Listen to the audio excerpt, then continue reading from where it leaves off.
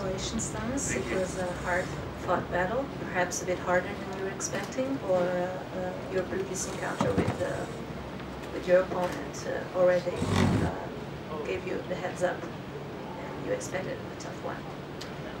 Well, of course, I always try to expect and be ready for a very tough battle, no matter what opponent you play. And Leonardo is playing well. You know, it's a type of the guy that can hit the ball very hard and strong, and that's what he was doing today. And I think he played quite well, quite solid, and it was really very up and down today. But you know, in the end, finally I refocused myself, reset it, and just bring my tennis in the last I would say 3-4 games, and that was the most important thing today. You struggle a bit with your serve in the first set and the return games of serve as well, but then you found your rhythm. Was it just getting adjusted to the situation, or you started to read your opponent's play a little bit better? Well, I think it's both things together. You know, it's also to read him a little bit better, and also finding the rhythm much better. But I think I'm still in the process of finding the way I want to hit the ball, and you know, but good stuff. You know, good to be through, to have a chance to play another match, and that's what I really need. And you know, it's always nice to win easy matches, but these ones are even more appreciated. Thomas, in the past 2 years, you played two very good play seasons. You made finals and semi-final in Madrid, and in Rome you won the Nadal.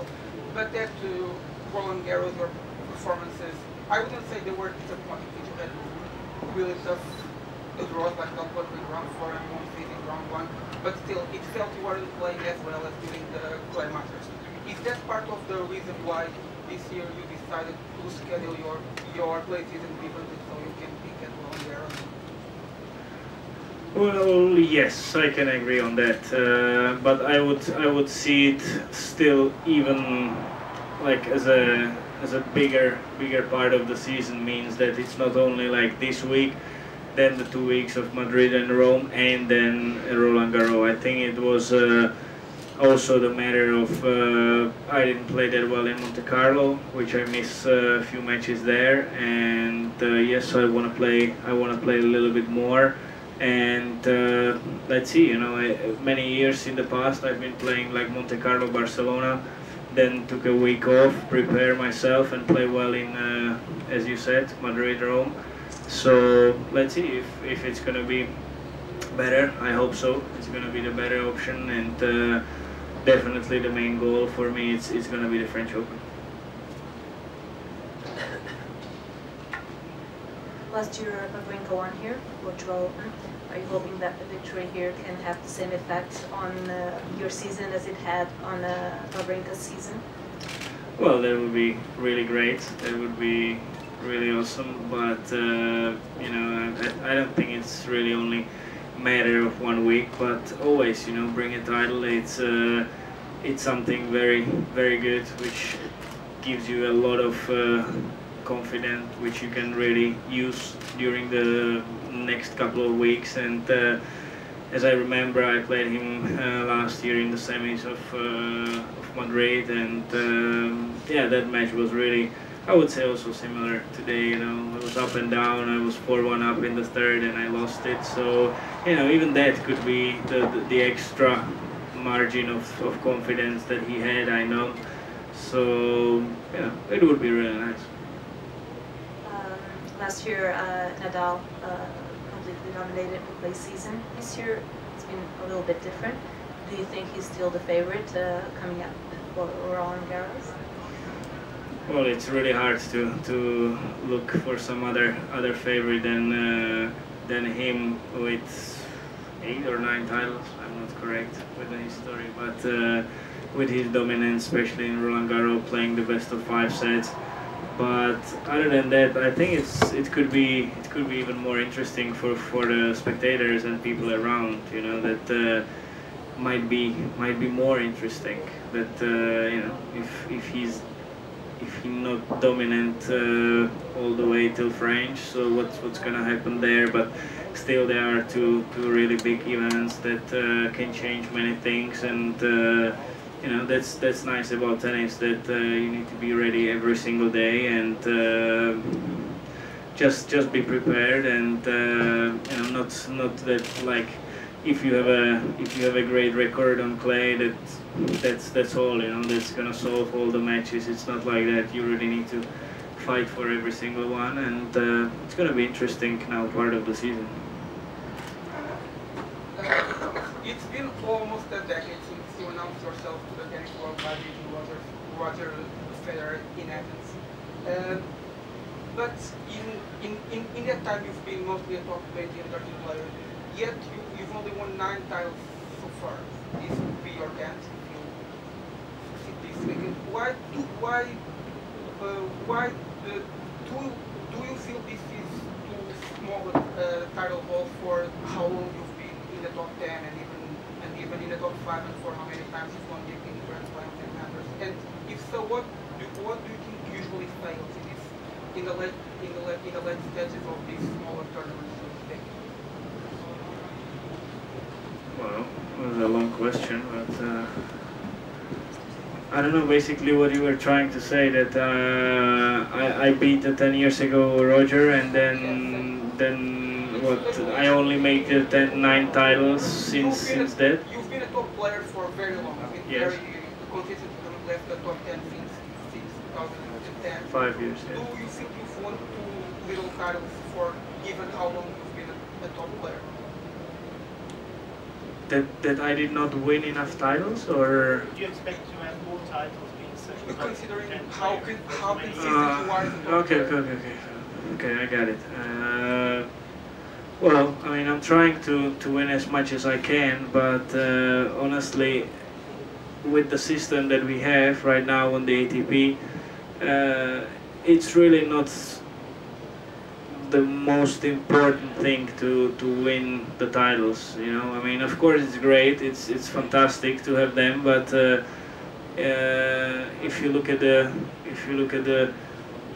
players that are in front of me, and I end up quite many times with them during I would say many tournaments. I can point few, like yes, with Roger I played a couple of finals. With Rafa I lost the one, which is still in my mind quite a lot, and you know, so it's probably that could change it a lot, but still it's just a number of you know, just of a number of the statistic, and for me it's more important to have that consistency during those years, playing really well, and not to have just, like, you know, 1 title or 2 titles in a season, and then really not finishing up the season, let's say, for the World Tour Finals, which I made for 4 years already, straight 4 years. So yeah, I think my main focus is more there.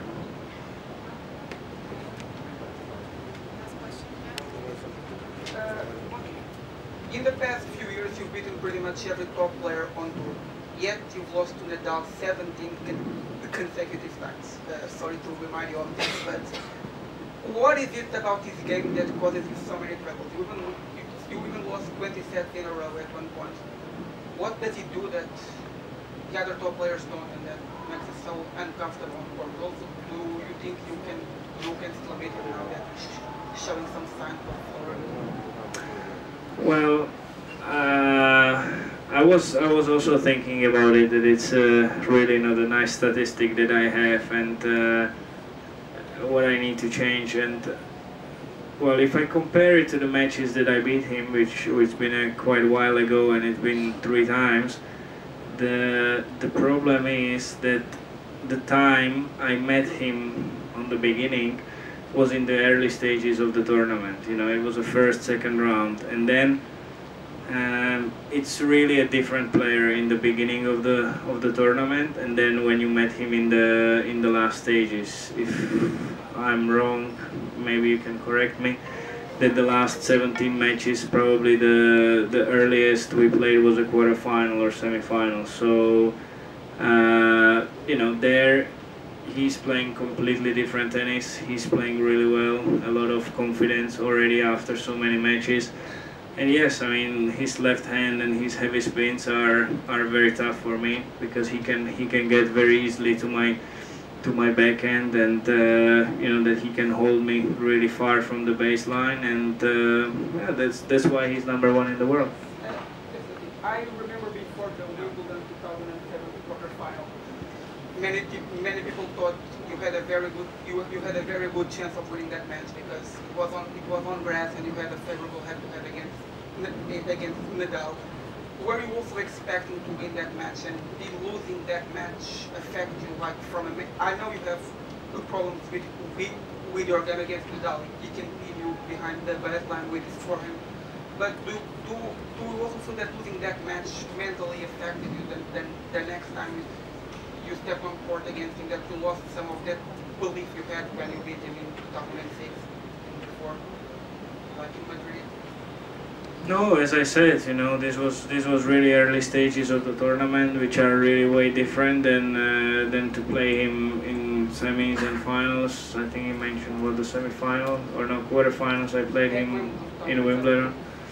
Yeah, you know, it's I remember that match quite well. That we end up on the central court, which I think it was going under construction. It was really open, and it was a windy, like, more than here, and it was very difficult. And you know, it's been a conditions which are not suiting to my game really well. And you know, when you play a guy that it's using so much spin and so much control, then it's even harder. So no, I didn't lose any belief. If I would, then I wouldn't be sitting here and not playing tennis anymore. So I'm still winning myself. I'm still trying to do my best, and but still we are talking about, you know, #1 player in the world. So if it would be that easy to beat him, probably I would be in his position.